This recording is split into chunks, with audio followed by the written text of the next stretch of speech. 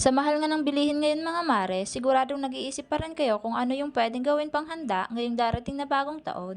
Dahil tapos na akong gumawa ng macaroni salad ng Pasko, ay heto nga at gagawa naman ako ng panibagong dessert. Yung pasok pa din sa budget ko mga mare at syempre masarap na din.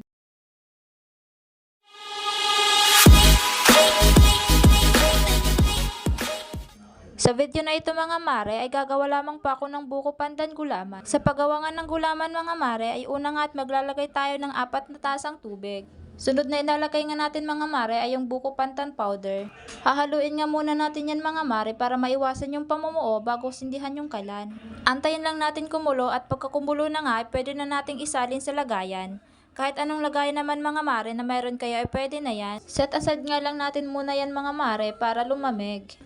At ngayon nga ay gagawin naman natin mga mare ang isang pack ng white gulaman. Same process lang to mga mare katulad ng ginawa nating buko pandan flavor kanina. Isalin lang natin sa isang lagayan, ito kasi yung magsisilbing parang buko natin. Pag malamig na nga ay pwede na nating tong hiwain mga mare.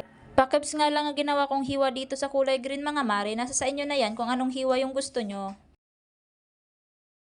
Sa white gulaman naman ay ganito lang yung paghiwa ko mga mare.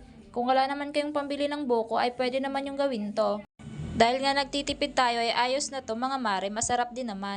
Sa isang tab nga mga mare, paghaluin lang natin yung kulay green at ang kinayod nating kulay white na gulaman kanina. Pagkatapos nga yan mga mare ay ilalagay naman natin ang ating krema asada. Pwede naman kayong gumamit ng magkahiwalay na cream at condensed dito mga mare, dahil nga nagtitipid tayo ay ito na nga lang ginamit ko. Mura lang kasi siya mga mare. At eto na nga mga mare ang ginawa kong buko panda na walang buko. Takpan lang natin at ilagay natin sa chiller ng mga 1 to 2 hours.